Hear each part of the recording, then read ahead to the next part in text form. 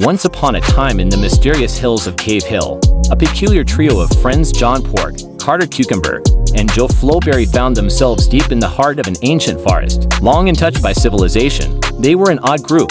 John Pork, the loud, proud adventurer, Carter Cucumber, the cool-headed strategist, and Joe Flowberry, the wild, unpredictable one who thrived on chaos. Their mission that day was simple, at least at first. They were in search of the lost treasure of Cave Hill, a fabled artifact said to grant immense power.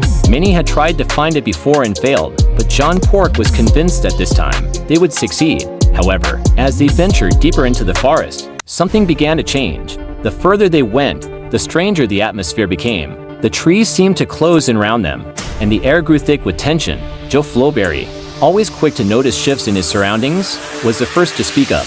"We're being watched," he muttered, his eyes darting around the darkened woods. John Pork laughed it off, brushing away Joe's concerns. "Ah, you're just paranoid, Joe. We're close to the treasure, just a little farther." But Carter Cucumber remained silent, his gaze fixed on John Pork with an unreadable expression.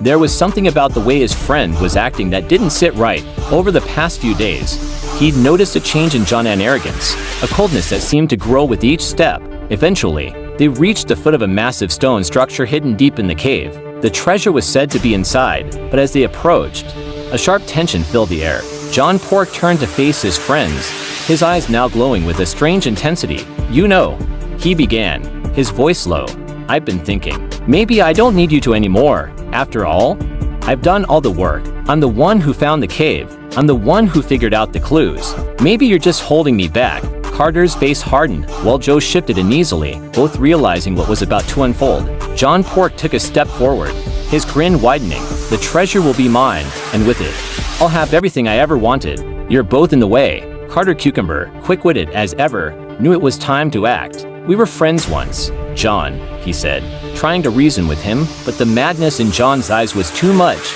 Joe Flowberry, wild and unpredictable, didn't hesitate. With a swift motion, he knocked John Pork off balance, sending him tumbling down into a narrow crevice that led deep into the heart of Cave Hill. The sounds of John's voice echoed as he fell, and then silence. Joe and Carter stood there, their breaths heavy, the weight of what they'd done settling over them.